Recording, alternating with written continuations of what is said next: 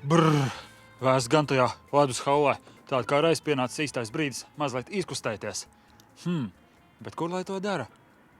Mums ir zināma viena vietiņa. Dodamies!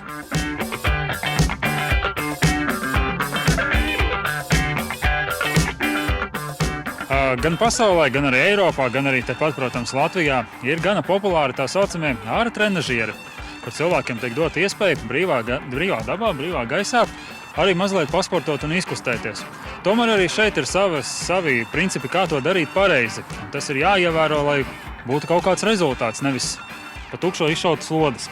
Jā, un to, kā pareizi rīkoties ar šiem verķiem un iegūt pēc iespējas maksimāli labāku rezultātu, mums pastāstīs KSMR fitness treneris Mārtiņš Rozenbergs. Sveiks! Sveiks! Jā, mēs ar tevi esam jau tikušies un tavu partneri Kārlis Prukstu iepriekšējā sezonā, kad stāstījām par āra fitnesu zem Klājas debesis, vai ne? Klājas debesis, tieši tā, tepatās Ikšķilas stadionā darbojamies vēl joprojām 3 reizes nedēļā.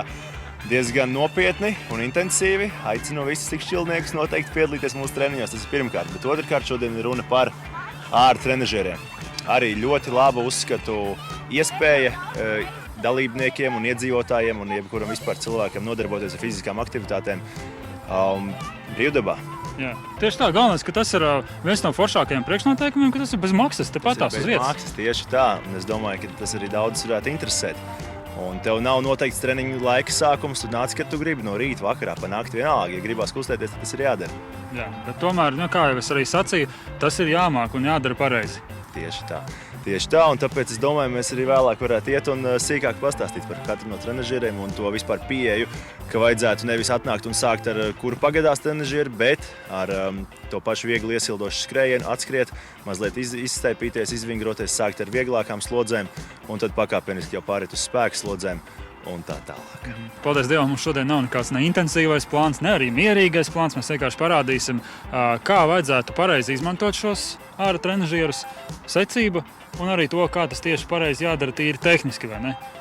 Tieši tā, jo bieži vien var pildīt kādu kustību, nesaprotot, ar kuru muskuļu palīdzību mēs to taisam, un tad tas vairs nav tik efektīvi. Bet, ja pildot vingrinājumu, mēs tieši vēl papildus domājam par to muskuli, ar kuru palīdzību mēs pildam kustību, tas ir daudz efektīvāk, un to arī mēs centīsimies šodien saprast. Jā, labi, tad dodamies, sekojiet mums!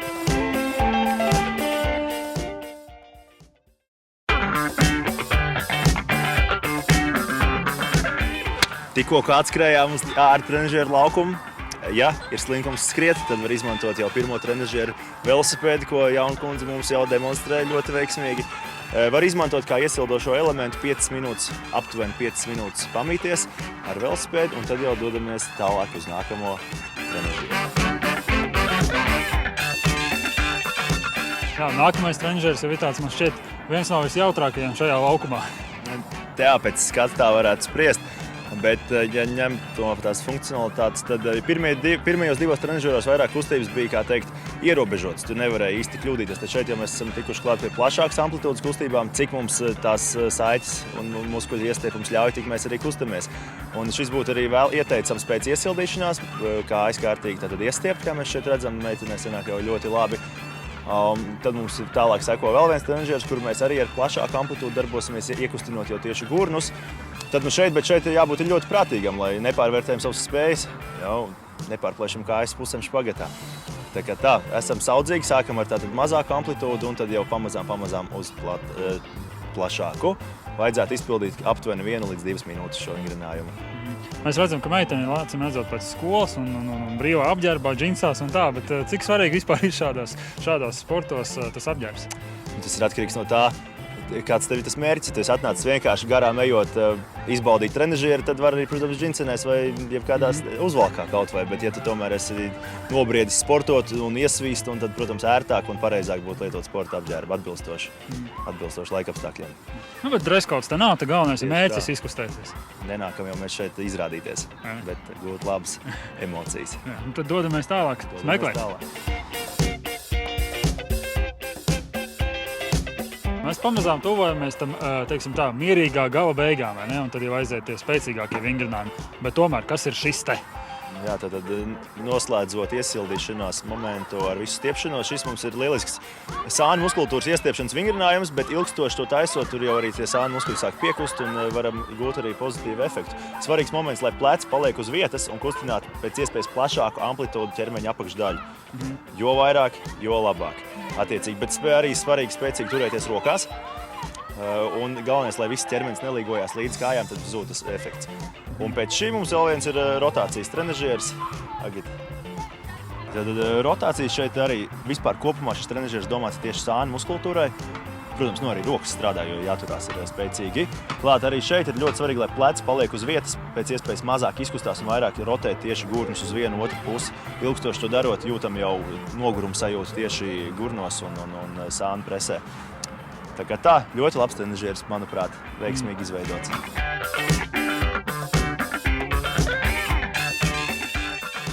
Jā, tā ir laiks likt lietā jau spēku, vairāk spēku. Tā varētu teikt, šeit pēc skata varētu pateikt, ka domāts tikai vēderpresei šis trenažieris, bet viņš ir ļoti universāls. Šeit var taisīt gan vēderpresi, gan arī dažādus citus vingrinājumus, ko mums Agita nodemonstrēs. Tad skatāmies, pirmais vingrinājums ir vēderprese. Svarīgs moments ir netaisīt līdz pašai apakšai, tādējādi uzreiz baigās slodzi ir uz muguras lejas daļu, un daudziem cilvēkiem viņi ir diezgan jutīgi, tāpēc ieteicamāk taisīt pusītes, kā mēs šeit redzam, Agita varbūt pat mazliet par zemu šobrīd taisa. Pusīti uztaisa un ceļoties augšā ar izelpu. Lielie sportisti, protams, var gulties lejā un celties augšā, viņiem tur nebūs liels problēmas.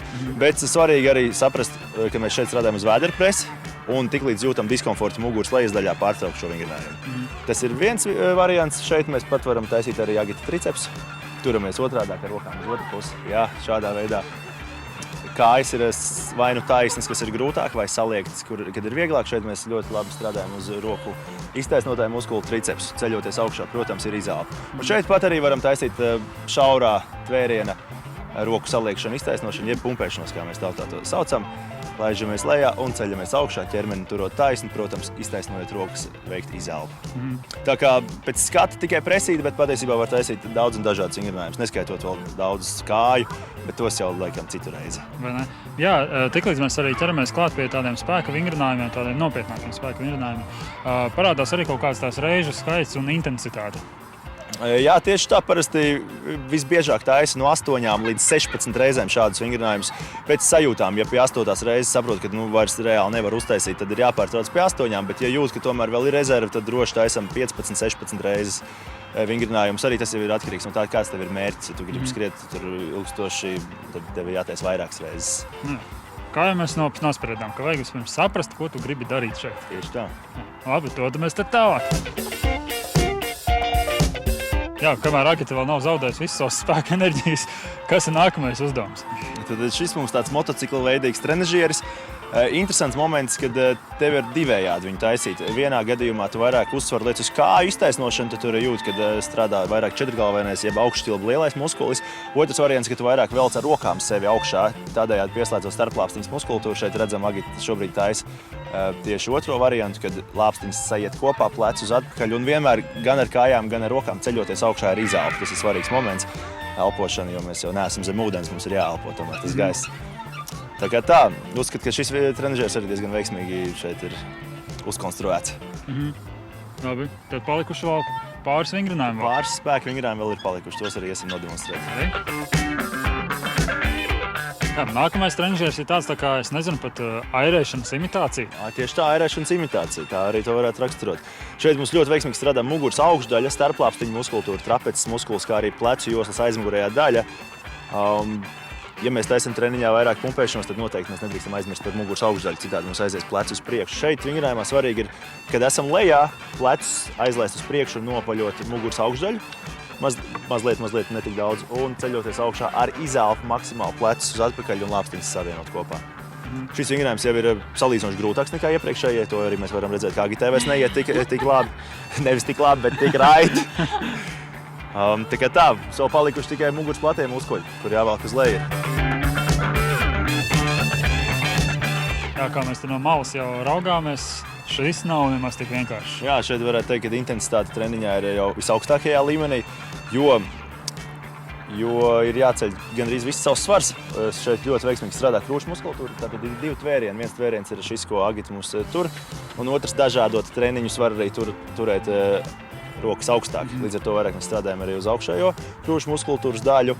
Tiem dalībniekiem un cilvēkiem, kuriem ir garākas kājas, tie var likt pēdas droši pie zemes, atvieglot to savu vingrinājumu. Jā, Agitai spēki ir izsīkuši. Varbūt to var parādīt, kā tas izskatās. Tad, jā.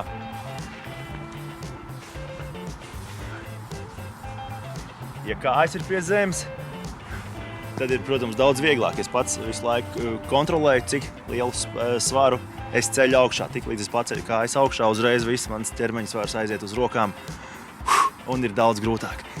Kas ir svarīgi šeit, brīdī, kad mēs laižam aizmugurē rokas, nelaist viņas par tālu, jo var nodarīt sev dažādas traumas plecu joslā. Tāpēc kontrolējam kustību, stiepjoša sajūta ir un arī zelpu augšā. Šo vingrinājumu pildīt arī kādas 10 līdz 15 reizes. Ir kaut kāda atkārtojuma? Nu, tu iztaisi tās 10-15 reizes, bet pēc tam? Pēc tam ir arī dažādi varianti. Iziet visus trenažierus, vienu apli. Pēc tam jau pēc 2 nedēļām jau iziet tos pašus trenažierus, 2 apļus, pēc tam 15 reizēm. Ir arī variants, ka tu atnāc, uztais 15 reizītes, bišķiņi atpūties, uztais vēl 15 reizītes, 3, 4, var pat 5 piegājienus. Parasti sāk no viena piegājiena īsti tāda sportiskā jēga nav. Izkustēšanās labad jā, bet viens ir tās teiciens, un mums augstskolā teica viens pasniedzējs gudrs, ja tu netaisi 2, tad netaisi vispār. Nu, tā kā par piegājieniem. Dubults neplīst. Dubults neplīst, tieši tā. Tas kombinētais trenažieris otrā pusē uzreiz jau pavisam cits vingrinājums. Jā, šeit mēs varam izvēlēties. Ir platais tvēriens, kur mums vairāk strādā muguras platais muskulis. Tieši tāpat kā iepriekšējā trenažierī mēs paši kontrolējam, vai mums kājas ir pie zemes un mēs valkam augšā vieglāku svaru, vai grūtākajā variantā mēs paceļam kājas gaisā, uzreiz pieslēdzās apakšējā presīte un mēs ceļam jau smagāku svaru augšā. Jo mēs ņemam šaurāk, jo mums vairāk strādā roku muskuļi arī, protams, neizslēdzot arī muguras. Un tieši tāpatās velkoties augšā mums ir izelpa. Ideālā variantā uzvelkoties augšā mazliet iepauzējam fiksāciju un laižamies lejā. Arī izpildām tās pašas 10-15 reizes pēc sajūtām. It kā visus trenažierus esam izgājuši. Palicis ir vēl viens, kur ir pievilkšanās stienes un arī vēl cits.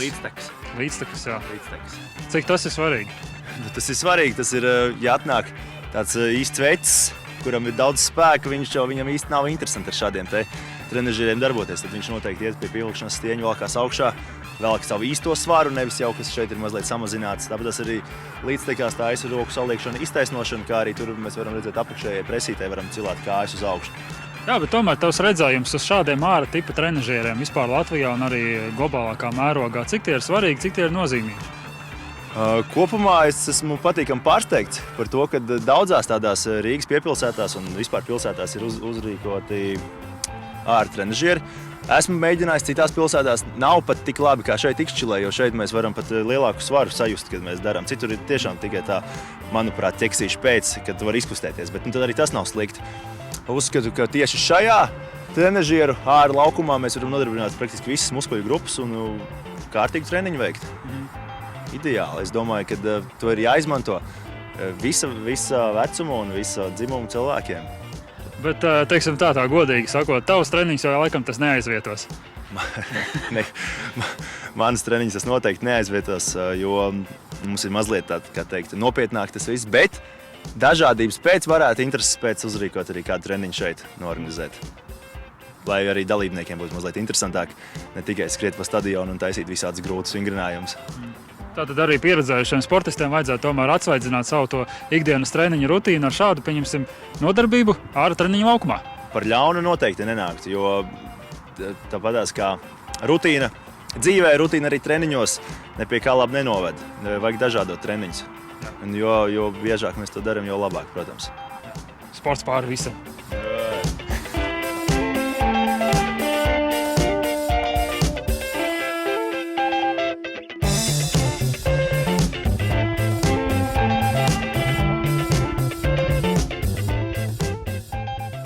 Lūk, pieķerts sportojot skatītāji. Kā jau treneris Mārtiņš teica, šādi āra trenažieru laukumi ir atrodami daudz viet Latvijā un dažās pilsētās pat vairākās vietās. Un tie nebūtu nav nekādi muzeja eksponāti, tāpēc droši izmantojiet tos tiem paredzētajiem mērķiem. Esiet sportiski, fiziski aktīvi, veseli un izaiciniet sporta pasauli kopā ar pieķerts sportojot. Tiekamies jau nākamajās epizodēs. Atā!